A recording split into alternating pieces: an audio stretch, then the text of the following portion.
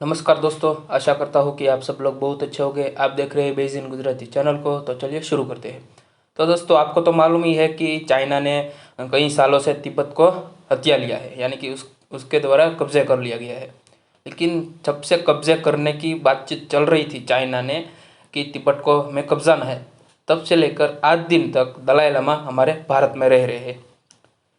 यानी कि चाइना के डर के कारण दलाई लामा हमारे भारत में रह रहे हैं, और हमारे प्राइम मिनिस्टर से लेकर कोई छोटा बड़ा आदमी उसको रहने की अनुमति भी दे रहा है। उसके पीछे कई कारण है कि भाई चाइना हमारा जो दुश्मन है, और उसके बाद कई सारे अटैक्स भी हमारे पर करता है। इसीलिए हम दलाई लामा को यहाँ भारत पर रखते हैं। क्यों? क्योंकि दलाई लामा के एक इशारे पर पूरा तिब्बत एकजुट हो जाता है और एकजुट होकर लड़ता भी है। और कई सालों से तिब्बत को हथिया लिया गया है, इसीलिए दलाई लामा हमारे यहाँ रह रहे हैं। और उसके बाद अभी अभी थोड़े दिन पहले ही एक स्टेटमेंट आया है कि जब से प्राइम मिनिस्टर पीएम बने हैं, यानी कि 2014 से लेकर आज दिन तक, एक बार ऐसा हुआ कि 2014 के एक जन्मदिन पर उसको बधाई बात दी गई, और उसके बाद कई सालों तक उसने कुछ भी नहीं किया, यानी कि ऑफिशियली कुछ मीटिंग वगैरह भी नहीं किया दलाई लामा के साथ। इसके कई सारे कारण है कि इंडिया चाइना के साथ एक अच्छा संबंध बनाने की किराक में था, और चाइना भी इस तरह का ही सोच रहे थे कि हम उसके साथ अच्छे रिलेशन बनाए, यानी कि अच्छा संबंध बनाए। लेकिन होता क्या है कि जब से दलाई लामा को सपोर्ट करना शुरू किया है, तब से चाइना हमारे साथ कुछ अलग तरीके का बर्ताव कर रहा है, यानी कि हमारे साथ अच्छी तरह से पेश नहीं आता है। आप देख सकते हैं कि डोकलाम में इश्यू हुआ, अभी अभी गलवान घाटी में इश्यू हो रहा है। वहाँ पर 2 लाख सैनिक खड़े कर दिए, हमारे वहाँ से भाई 2 लाख सैनिक खड़े कर दिए गए हैं। तो ऐसा है कि दलाई लामा के जो तिब्बत का जो एरिया है उसको आज़ाद करवाना है, यानी कि जो चाइना ने हथिया लिया है उसको आज़ाद करवाना है। और दलाई लामा उसी की किराक में है कि कई भी देशों में जाए, उसको कहीं से कहीं मदद मिल जाए तो वहाँ पर आर्मी, उस देश की आर्मी वहाँ पर शामिल हो और चाइना के साथ कहीं एग्रेशन करके तिब्बत को आज़ाद घोषित किया जाए।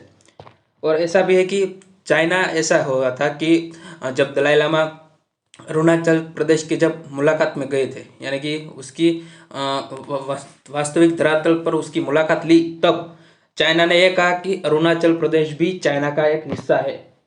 और वहाँ पर डोकलाम इश्यू हो गया, और डोकलाम का युद्ध जब हुआ, यानी कि जब उसने अटैक किया, हमारे पर हमला किया, तब उसने कहा कि अगर अगली बार दलाई लामा यहाँ पर आए तो फिर से हम हमला कर देंगे। लेकिन भारत भी कोई छोटा बड़ा तो है नहीं, वहाँ उसने भी हमला शुरू सामने से हमला किया। और ऐसा है कि किसी भी देश में जा करके अगर हमारी वजह से जो किसी संघर्ष होता है तो ऐसा ऐसा कार्य हम नहीं कर सकते हैं। ऐसी सोच दलाई लामा ने रखी और कभी भी वहाँ पर चल के नहीं गए। और अभी बात यह है कि दलाई लामा को अगर हम सपोर्ट करके तो कोऑर्डिनेशन बनाकर उसमें शामिल करके चाइना को थोड़ा सा दबाव में रख सकते हैं, यानी कि कोऑर्डिनेशन बना है भारत को, अमेरिका, ऑस्ट्रेलिया और जापान, इन चारों देशों ने मिलकर एक कोऑर्डिनेशन बनाया है। तो एक उसके साथ मिलकर तिब्बत को हम आज़ाद कर सकते हैं, यानी कि चाइना को हम थोड़ा सा दबा सकते हैं। और हमारा जो अक्साई चीन, यानी कि एलएसी जो उसने हथिया लिया है, उसको भी हम वापस कर सकते हैं। और उसके बाद पाकिस्तान की आप बात करें तो उसने जो पीओके हत्या लिया है उसको भी हम उससे रिहा कर सकते हैं, क्योंकि चाइना दबाव में आ जाएगा।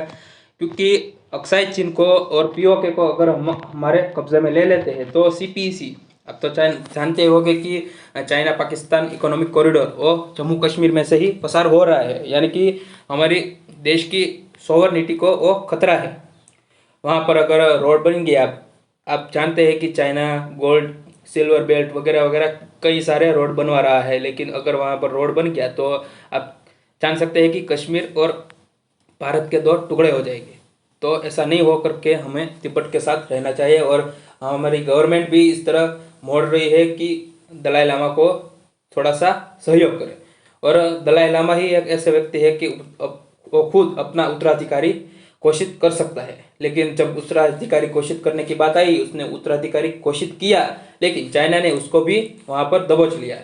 यानी कि अब आगे वाले दिनों में देखते हैं क्या होता है क्या नहीं, और हम उसके साथ आपको उजागर करते रहेंगे। तो आज के वीडियो में सिर्फ इतना ही। लाइक करो, शेयर करो, सब्सक्राइब करो। जय हिंद, वंदे मातरम।